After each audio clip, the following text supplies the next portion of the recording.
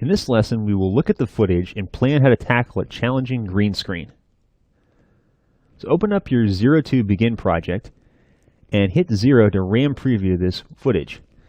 So we got this really cool wizard and he's zapping somebody, and we're going to key him by getting rid of all the green background and place him in front of this medieval castle door. So 99.9% of the time when you're keying a green screen, you're going to want to break it up into separate layers. Now you might think you can get it done all on one layer, but let's look what happens when you try to do that. Select your wizard layer and go up to Effect, Keying, and hit Key Light. Now Key Light is my favorite keyer. It comes built in with After Effects, and it does a really good job most of the time. Now let's select the green background by hitting the little eyedropper next to screen color and select the green. The background disappears. It looks pretty good, but let's see what's really going on here by changing the default black background to a bright primary color. You can do that by opening up the composition settings, and hit the background color swatch. Now let's change this to a bright red. That'll help us see what's going on more clearly, and it will help us to see what it looked like with the final background because the background door is going to be red too. Click OK, and now we can see that there's a whole bunch of noise going on in the bottom half of this green screen.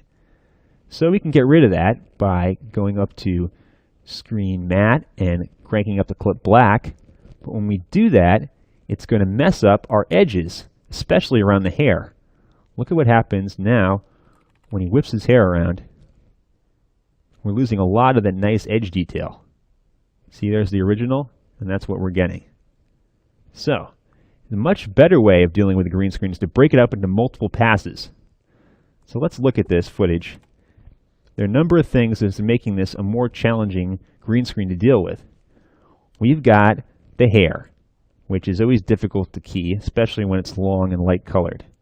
We've also got this big shadow at the bottom half of the green screen. We're going to want to keep this shadow he's casting on the green screen. We're going to use that to add some more realism to it.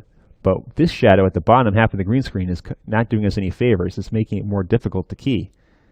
Also, when he's moving really quickly, we've got some motion blur going on. Check out the wand in this frame.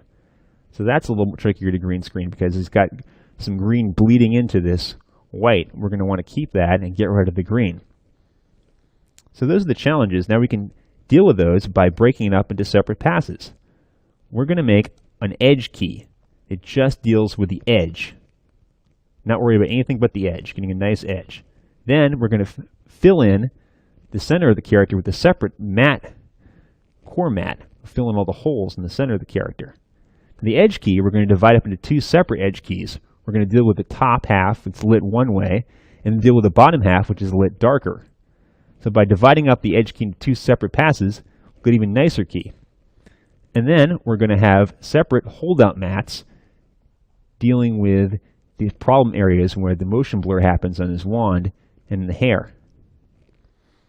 And then finally, we'll add a fun magic effect when he zaps at the end. So